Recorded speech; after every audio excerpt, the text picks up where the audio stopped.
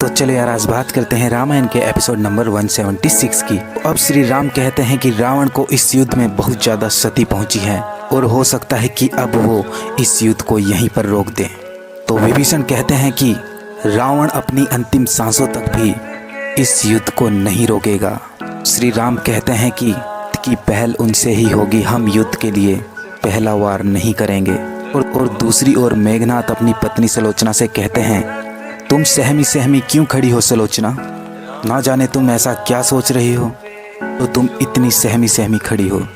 तो सुलोचना कहती है कि इस युद्ध का परिणाम क्या होगा? बड़े वीर योद्धा भी इसमें समाप्त हो चुके हैं। तो मेघनाथ कहता है, इस युद्ध में हमारी ही विजय होगी, इसमें कोई शंका नहीं है। हमें हंसते हंसते इस युद्ध में की तैयारी करो सुलोचना। को वहाँ पर माता मंदोदरी भी पहुंच जाती है। तो चलो यार, आज बात करते हैं रामायण के एपिसोड नंबर 177 की। यस फ्रेंड्स, अब मेघनाथ अपनी माता से आशीर्वाद मांगता है तो उनकी माता कहती है, मेरी उम्र भी तुम्हें लग जाए पुत्र, तुम विजय होकर वापस लौटो। तो अब मेघनाथ अपने अस्त्र शस्त्र लेकर अपनी पत्नी द्वारा आरती करवाकर और माँ का आशीर्वाद लेकर वहाँ से चले जाते हैं। अब श्री राम और लक्ष्मण को ये खबर पहुंच जाती है कि रावण का पुत्र मेघनाथ युद्ध के लिए रणभूमि में आया है और वो लक्ष्मण को युद्ध के लिए ललकार रहा है। तो विभीषण श्री राम और लक्ष्मण से मेघनाथ के बारे में कुछ बताते हैं कि वो कितना शक्तिशाली है। विभीषण बताते हैं कि मेघनाथ ने निकुंभला देवी के मंदिर में आचार्य से दीक्षा लेकर अनेक सिद्धियां ग्रहण कर ली थी। और जब इस बात का पता रावण को चलता है और रावण उनसे पूछता है, उनको बताया जाता है कि अब मेघनाथ मौन ही रहेंगे, इन्होंने यज्ञ का अनुष्ठान किया है जिसका अनुष्ठान हर किसी के। तो चलो यार, आज बात करते हैं रामायण के एपिसोड नंबर 178 की। अब विभीषण बताते हैं कि मेघनाथ जैसा योद्धा इस पृथ्वी पर कहीं पर भी नहीं है। तो अब जैसे ही मेघनाथ रणभूमि पर पहुंचता है तो सुग्रीव सबसे पहले उनके पास पहुंचकर अपने साथ मुकाबला करने के लिए कहते हैं और कहते हैं कि मेरे स्वामी तक पहुंचने से पहले सेवक को तो मौका दीजिए मेघनाथ। तो उनके साथ जब युद्ध शुरू होता है तो सुग्रीव का बस ना चल सका और उतने को ये देखकर अंगद भी वहां पर पहुंच जाते हैं।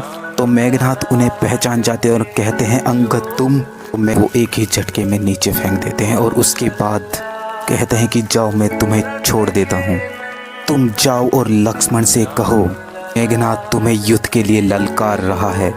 तो ये बात जब लक्ष्मण को पता चलती है तो लक्ष्मण वहां से युद्ध करने जाने वाले ही होते हैं। तो विभीषण कहते हैं, वो बहुत वीर है, जब वो थक जाए उस समय तुमने चले जाना। तो चलो यार, आज बात करते हैं रामायण के एपिसोड नंबर 179 की। यस फ्रेंड्स, अब लक्ष्मण के युद्ध में पहुंचने से पहले हनुमान जी मेघनाथ से कहते हैं कि दम्भी मेघनाथ, औलाद बंद कर आ मुझसे युद्ध कर।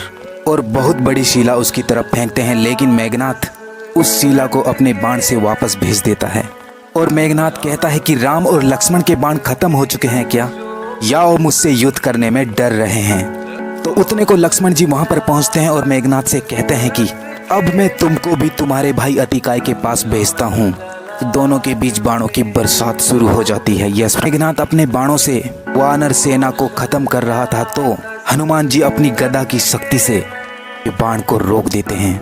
और अब जब मेघनाथ जो भी वार कर रहा था तो लक्ष्मण जी उनके सभी बाणों का जवाब बड़ी वीरता से दे रहे थे। और अब ये युद्ध और भी गहरा होता जा रहा था। विभीषण जी श्री राम से कहते हैं कि अस्त के बाद मेघ। तो चलो यार, आज बात करते हैं रामायण के एपिसोड नंबर 180 की। यस फ्रेंड्स, अब जब विभीषण श्री राम से कहते हैं कि अब सूर्य अस्त के बाद मेघनाथ की शक्तियां 4 गुनी बढ़ जाएंगी, वो तापसी माया का प्रयोग करके अदृश्य होकर लड़ेगा और जिसमें कि मेघनाथ की विजय पक्की है। तो प्रभु श्री राम, आप जाकर लक्ष्मण की सहायता कीजिए। अब आपको में हस्तापेक्ष करना आवश्यक है, नहीं तो अनर्थ हो जाएगा।